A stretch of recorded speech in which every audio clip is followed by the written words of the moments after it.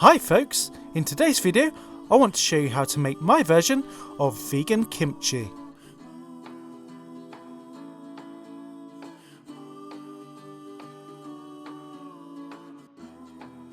First of all, you'll need to prepare the Chinese cabbage. Cut it into quarters and then remove the hard centre. Once this is done, cut it into 1.5 inch pieces.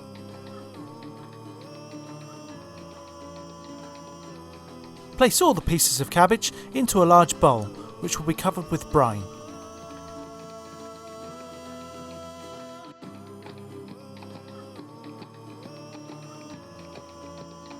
I found that to submerge the cabbage completely I needed about 12 cups of water. I also added half a cup of salt to the water to make up the brine solution.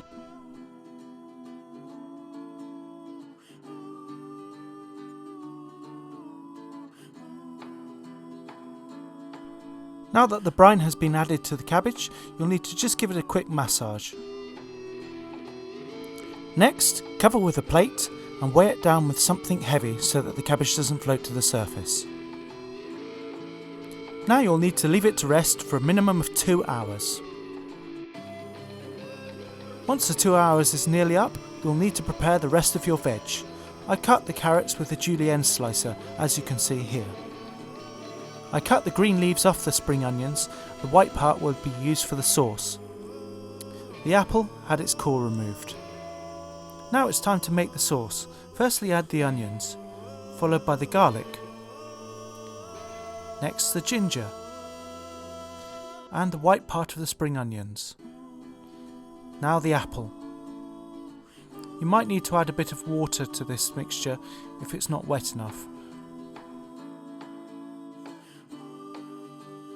I always blend it until it's completely smooth.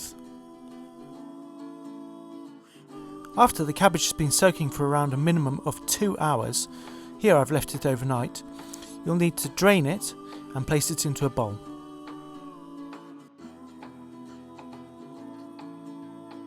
Now you'll need to incorporate all of the ingredients. Add the carrots, next the spring onion leaves, followed by the chopped up seaweed, now the chilli flakes,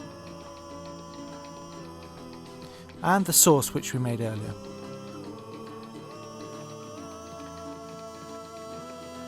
Now give it a really good mix.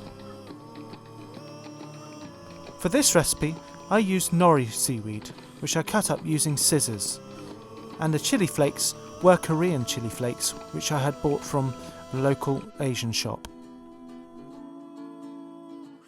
Now that everything's well mixed, you'll need to pack it tightly into jars. This kimchi is packed full of important vitamins and minerals, but its biggest health benefit will come from the millions and millions of healthy bacteria that grow through the fermentation process, helping digestion in many ways.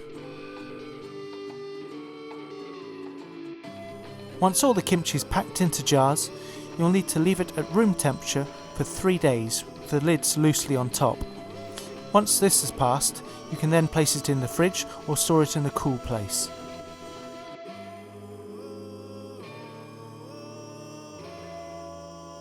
I hope you really enjoy making this delicious recipe.